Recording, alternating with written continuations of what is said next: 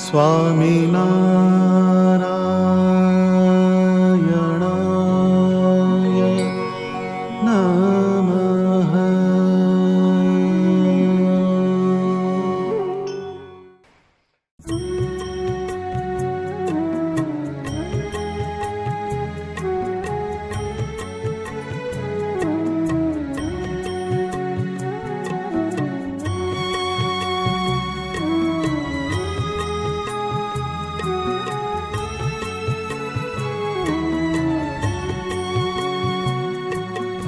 आज सफल थई तेरा दुख को कोई नहीं जोवे, जो तन में तू रखत स्नेहा, राख की ढेरी होई है तेहा.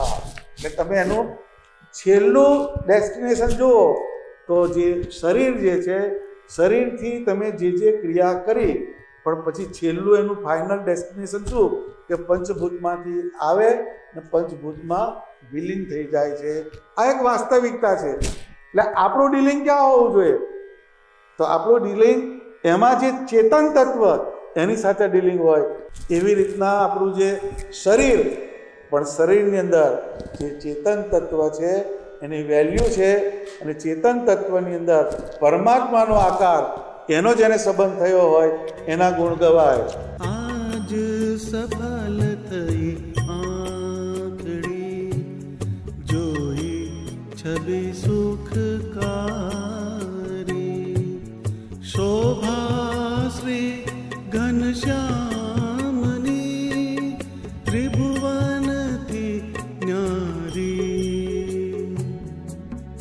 आज सफल थई आंखड़ी, आज सफल थई आंखड़ी.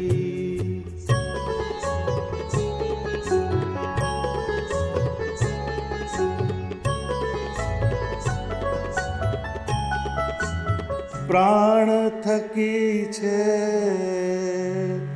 મને પ્યારો, સહજાનંદ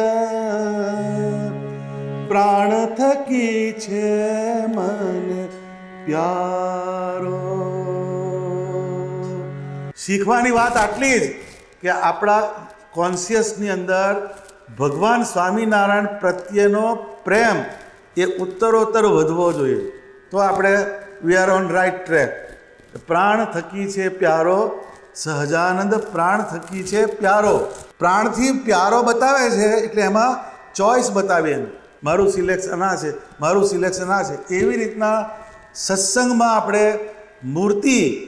મૂર્તિથી આગળ કશું નથી. મૂર્તિ આવે એટલે પૂર્ણ વિરામ આવે.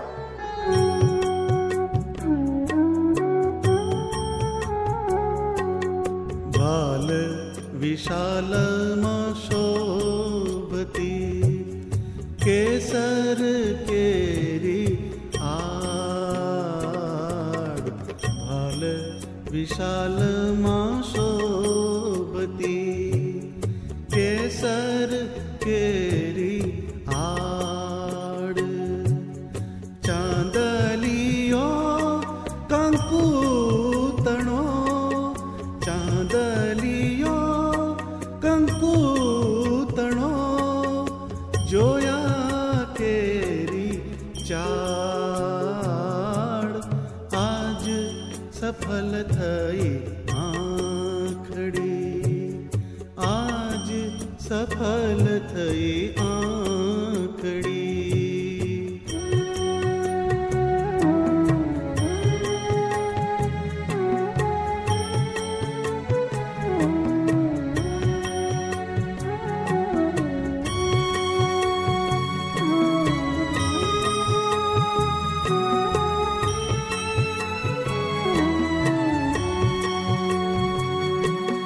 ધન્ય ધન્ય મારા મનને નારાયણ સ્વામી નારાયણ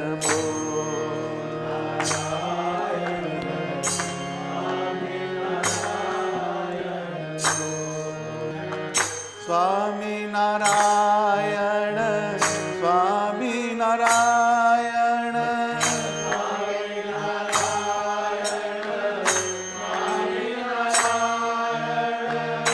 ભગવાને વચનામૃતમાં વાત સમજાવી કે આ જીવ માત્રને પંચ વિષય સિવાય રહેવાય નહીં. શબ્દ, સ્પર્શ, રૂપ, રસ અને ગંધ, આ 5 પંચ વિષય કહેવાય. જગતનો જે જીવ હોય એને જગતના પંચ વિષય હોય.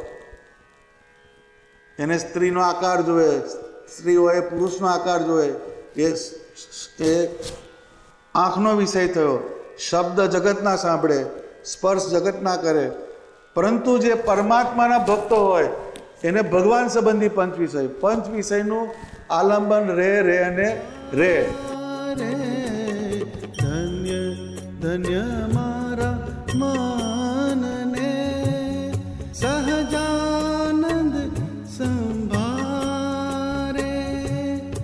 અસત્ય આકાર પર હરિને સત્ય રૂપ ધારે. આજ સફલ થઈ આંખડી, આજ સફલ થઈ આંખડી. સ્વામિનારાયણ ભગવાને એક આજ્ઞા લખી કે પૂર્વે થયા જે મોટા પુરુષ, આપણા બધા શાસ્ત્રો જોઈએ તો એમ કે છે ધર્મમ ચર મહાજનો યેન ગતા પંથાહા. મહાજનો એટલે મોટા પુરુષો જે રસ્તે ચાલ્યા એ રસ્તે ચાલવું. પણ શ્રીજી મહારાજે એમાં કરેક્શન મૂક્યું કે પૂર્વે થયા જે મોટા પુરુષ તેણે જે ધર્માચરણ કર્યું હોય એ જ ગ્રહણ કરવું, અધર્માચરણ ગ્રહણ કરવું નહીં. ગોપાળાનંદ સ્વામીએ ધ્યાન કર્યું, બ્રહ્માનંદ સ્વામીએ સત્સંગની પ્રવૃત્તિ કરી, નિષ્કુળાનંદ સ્વામીએ શાસ્ત્રો લખ્યા. એ ધર્માચરણ એ ગ્રહણ કરવું, પણ અધર્માચરણ જે છે એને ક્યારેય ગ્રહણ કરવું નહીં. મટે રે દુઃખ જમની પુરીનું, આજ સફલ થઈ આંખડી, આજ સફલ થઈ આંખડી.